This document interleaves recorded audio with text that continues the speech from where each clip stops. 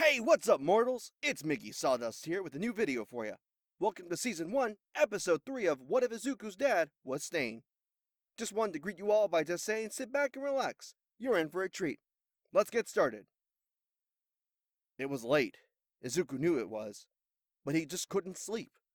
It was nearing 2 a.m., and despite it being a school night, he sat in the darkness of his room, practicing his knife tricks with one hand, while the other focused on writing down notes on this hero-villain fight, eyes glued to the screen. It wasn't anything too extraordinary. The quality was horrible. The camera was shaky, being recorded portrait style by a civilian still in danger, and everyone kept moving around. But Izuku could deal with it. He had to. That's what a real hero would do, after all. The villain was large, with some kind of emitter-type quirk. Maybe he had a minor mutation type? They were fairly common nowadays. What interested him about this footage, however, was not the villain. It was the fact that the video kept being taken down, along with there being who he assumed was Eraserhead. It took far too long for Izuku to go cross-eyed, having watched it so many times. At this point, they all just looked like colored blobs on the screen. Izuku slipped while tossing his knife, causing it to tumble to the ground. He hissed as it brushed his fingers painfully. Shit!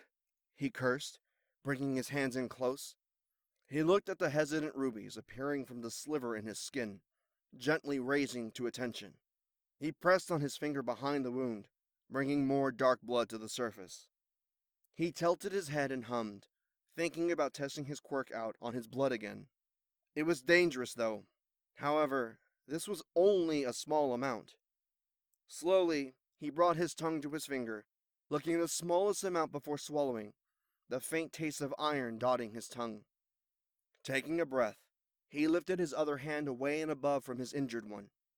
In a slight pulling motion, he slowly attempted to draw out a little bit of blood. A thin line drew itself out, twisting when Izuku's fingers did, twirling when he commanded it. He felt something wet drip past his chin. He blinked, confused, before realizing he was bleeding from his own nose. Great.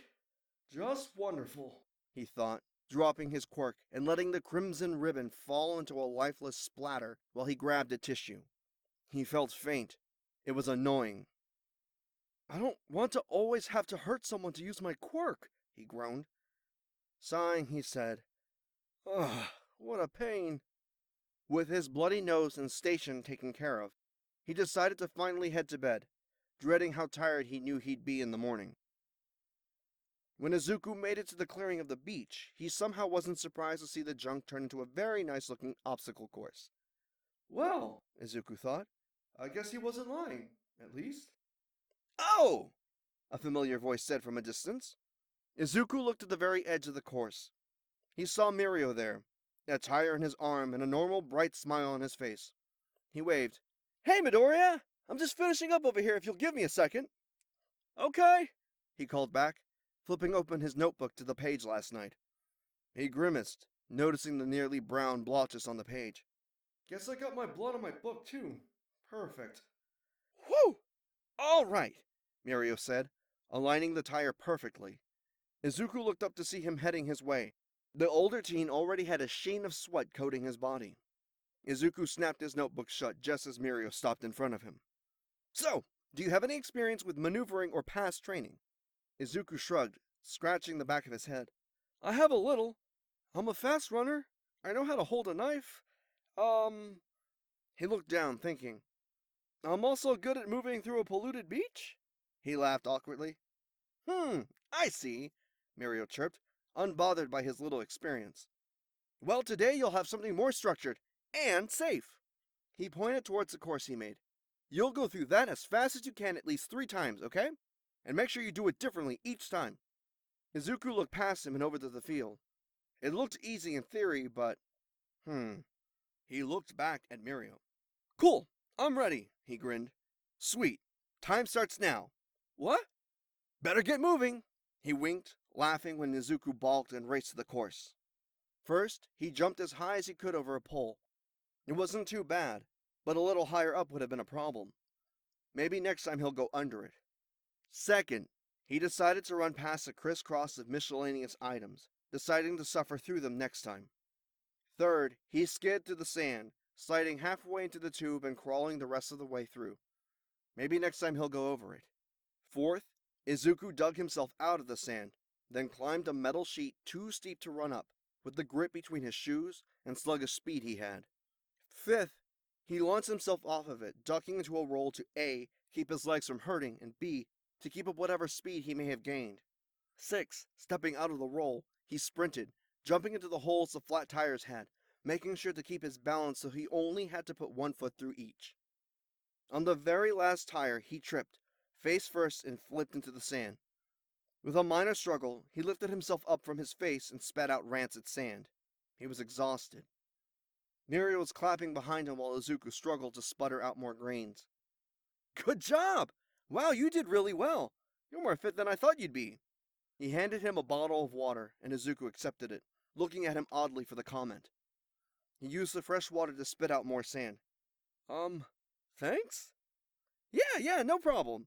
He waved him off, misunderstanding what Izuku had said. You look a little tired, so how about we take a break, then do this again, okay? Izuku groaned in relief. Yeah, I don't think I can do that again right now. Mirio laughed, and for some reason, it sounded fake. Ha ha ha! I bet! Izuku repositioned himself into a sitting position, and Mirio joined him. Should I add anything? Take anything away? Izuku shook his head. No, it seems fine for right now. It'll need more stuff when I'm used to it, but... But, Mirio repeated. It's nice to not have to worry about being crushed, he laughed nervously. Mirio did that fake laugh again. Ha ha ha ha! Yeah, I bet! After a moment of silence, Mirio perked up again. Oh! Izuku looked at him questioningly. It took you 3 minutes, by the way. Izuku looked down in a grimace. Hey, that's actually pretty good. No, it's not. What would happen if a citizen needed me, he wondered. I need to be there in seconds, not minutes, no matter the terrain. I need to be better.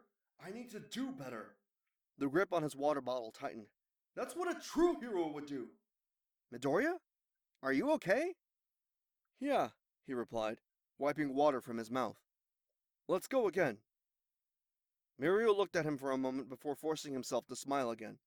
All right, don't push yourself too hard, though. I won't let you practice injured. Mirio helped Izuku get up. He went another 4 times after that, but only managed to better his time by a few seconds. That night, when he went home, he looked at the dark ceiling with determination. I'll get better. I'll prove it to everyone. He thought of Bakugo and his lackeys. His hands balled into fist. They'll eat their words and finally see a true hero. This video is sponsored by Skillshare. With the services Skillshare provides, you can get access to many in-depth tutorial videos on basically anything you want to learn. Each class that they have is bound to help you with one of your creative endeavors. Do you want to learn how to make videos like this one? Do you want to learn how to write scripts or edit audio? Skillshare has you covered. And with our link, you can have a 14-day free trial. So what are you waiting for? Click the link now and get 14 days worth of free classes. Link in the description below. It seemed today would be a bad day, as the school bullies, meaning most of his class at least, wouldn't leave him alone. Things kept getting thrown at him, people kept accidentally knocking into him, and his items kept accidentally being misplaced. Despite his determination and fire, he didn't do anything. He didn't do anything when they burned or hurt him today either, keeping quiet and glaring when they hurt him. It would make for good evidence at least. God, Izuku couldn't wait to get them expelled from any hero schools. Bakugo, however, seemed to have left him alone for the most part, sparing him glares and explosive warnings. Perhaps he got the message from yesterday. Wow, that really was yesterday, wasn't it? The sludge villain seemed forever ago. Keeping his head held high, he trekked to Dagobah Beach, where he met Mirio, who was waiting for him. The blonde's boyish expression quickly turned to that of concern when he noticed the charred flesh Izuku wasn't quite able to clean up. Are you okay? He asked. It sounded so genuine to Izuku that it startled him. Only his parents used that type of voice with him. He blinked a few times, shocked, before regaining his composure and putting on a smile. Yeah, I'm fine, he half lied. One of the girls in my class just lost control of her quirk is all. He waved Mirio off. I was caught in the crossfire. He could just tell from his face that Mirio didn't believe him. However, Mirio let it go. All right, he said almost hesitantly. You can always come to me if you're in any danger, though. Uncomfortable, Izuku shifted on his feet. Okay. He set his backpack down, then glanced around the only slightly less cluttered beach. Are we going to start or... Oh, Mirio said, smiling again. It was starting to get annoying.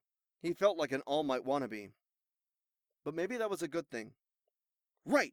Time starts now! Izuku shot off the moment he said the word. Each time he trained, it got a little easier. He was able to move on the sand without slipping more often than not. He was able to jump higher and higher, helped by the fact that Mirio-senpai kept raising the bar each time, much to Izuku's disturbance. And it was easier to do the whole thing without feeling like he was dying. His sidesteps became better, though were still weak, and Mirio promised to practice them with him somewhere that wasn't as sandy. Eventually, he started adding distractions and fake villains, which Izuku could get through with a breeze. He was glad the older teen changed up the routine often. It kept him guessing, and it was more like a real-world scenario that way. However, it sucked when he lost one of his knives in a pile of trash after he threw it a little too late. The failure then prompted the two of them to search for well over an hour, which in turn had Izuku apologizing for wasting the other's time, who insisted it was nothing. Izuku decided he needed new knives. Plain, cheap, but good ones. He'd go out and buy his own, but getting knives was something he and his dad would do together. It felt special, so for now, kitchen utensils would do. Mirio laughed when Izuku brought a pizza cutter with him. However, the younger teen insisted that it would work well enough, citing that it was also a blade. Mirio was both impressed and terrified when the cutter got itself somehow wedged inside a piece of metal, cutting through it. That metal was weathered, I swear, the blade wasn't even that sharp. Weathered or not, how did you manage that? Izuku let a nervous smile take over his face and shrugged. Strong, though, I guess. Mirio only whistled. By the time the beach was mostly cleared, it was 1 week until the exam. There was a giant ball of trash that was left, and the obstacle course that the two decided to leave up. It was almost like a playground, so they made sure to keep it safe enough for kids, too. The months had passed quickly, but the growth was visible. Mirio was even more toned now, and Izuku was quicker, his reaction times were better, and he was more agile. The day of the entrance exam, the two met on the beach. You've done great, Midoriya. I believe in you. He felt like he could cry. With a hiccup, Izuku smiled. Thank you, senpai. They gave each other a fist bump, and Izuku was on his way to UA. He never saw the scrawny man who waited for him to leave before approaching Mirio, nor did he hear their conversation. He was fully focused on not letting All Might, Mirio, and his parents down.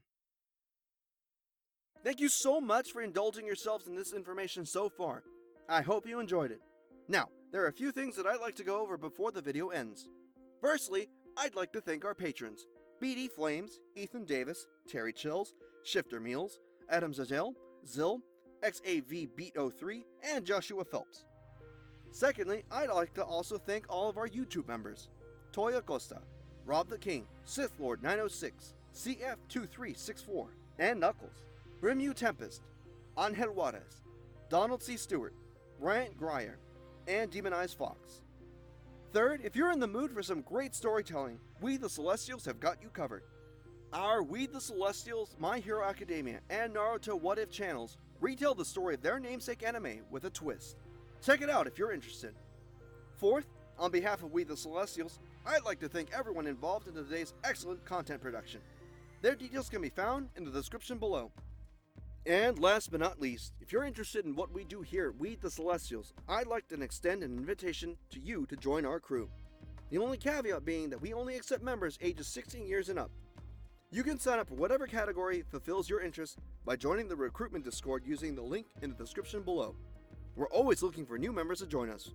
Well, that's it for today's video. Thank you all so much for watching, and have a divine day.